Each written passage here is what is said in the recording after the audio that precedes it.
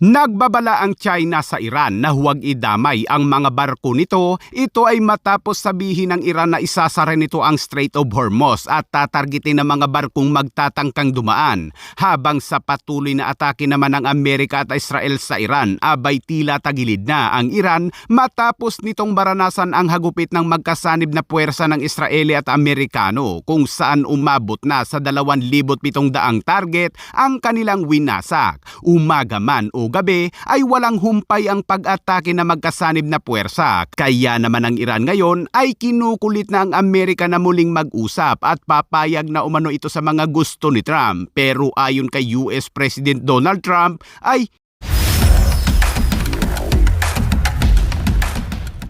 sa update sa patuloy na labanan sa Middle East, abay ramdam na ng Amerika at Israel na tila humihina na ang retaliation ng Iran o mga missile strike nito. Pero ang magkasanib na puwersang Israel at Amerika, umaga man o gabi, ay patuloy pa rin ang mga matinding atake nila sa Iran.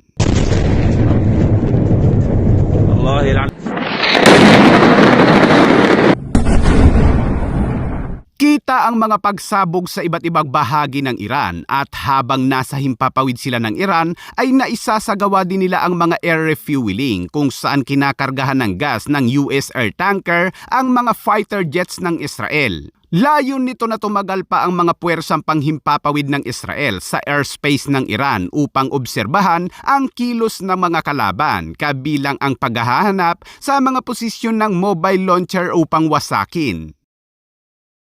Tila nag-enjoy naman ang Israel sa pagwasak nito sa mga gusali na konektado sa rehimeng Khamenei.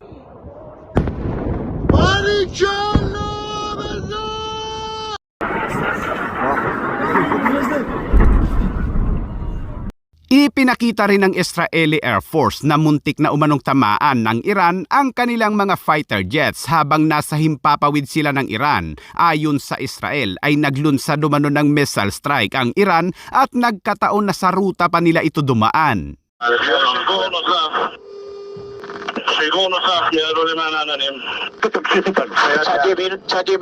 Ramdam sa mga kabahayan ng mga residente ng Iran ang lakas ng impact mula sa mga missiles ng Iran at Amerika.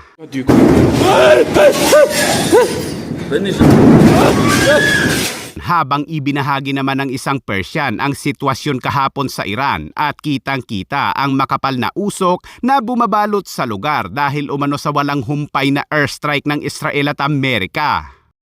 Maging ang mga warship ng Amerika ay patuloy sa pagpapakawala ng mga land attack missiles patungo sa mga target nito sa iba't ibang bahagi ng Iran na inilunsad mula sa mga destroyer nito na USS Prowance at USS Pinckney na parehong mga Arleigh-Burke-class guided missile destroyer.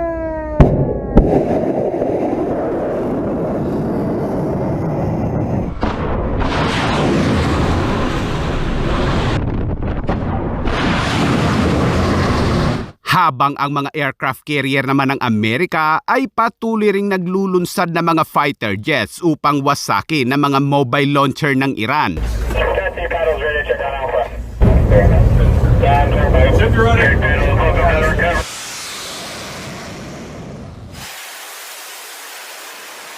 Kabilang sa mga winasak ng Amerika at Israel ay ang mga Russian-made air defense system at ito daw ay ang TUR-M1 air defense system na sinasabing supply umano ito ng Russia sa Iran.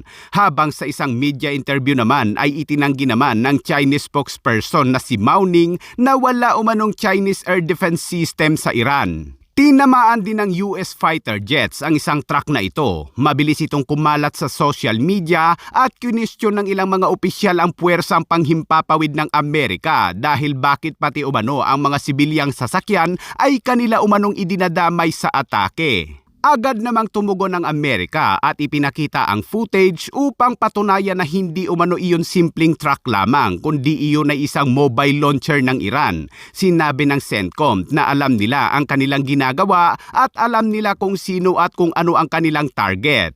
Sa loob ng unang 24 oras ng matinding labanan ay naglabas ng footage ang Iran na nagpapakita ng mga fighter jets nito bilang babala umano sa Amerika at Israel na mayroon silang puwersang panghimpapawid. Parehong bihasa ang US Air Force at Israeli Air Force pagdating sa dogfighting o labanan sa himpapawid at sa unang pagkakataon ay masasaksihan sana natin ito, ngunit malabo na itong mangyari mga kabayan dahil agad na inubos ng Israel at Amerika ang mga fighter jets ng Iran.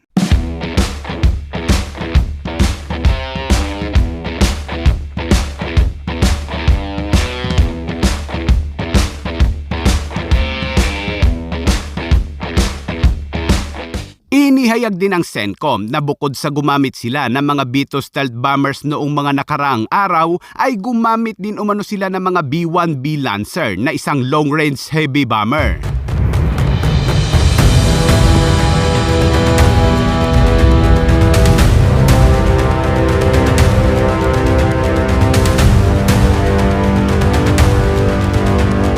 Sinabi ng CENTCOM na ang mga B-1B Lancer ay pinapatakbo ng US Air Force 28 Bomb Wing na nagmula pa sa Ellsworth Air Force Base sa South Dakota upang isagawa ang ground trip strike mission nito sa Iran. Sa isang magkasanib na pahayag ng Amerika at Israel kahapon, sinabi ng US Central Command na mula nang magsimula ang kanilang operasyon ay umabot na sa 1,700 target ang winasak ng Amerika, habang ang Israel naman ay nasa 1,000 target din ang winasak at umabot sa 4,000 iba't ibang bomba ang inubos nito. Sa 1,000 target, 300 umano doon ang mga missile launcher ng Iran at aktibong nag-ooperate.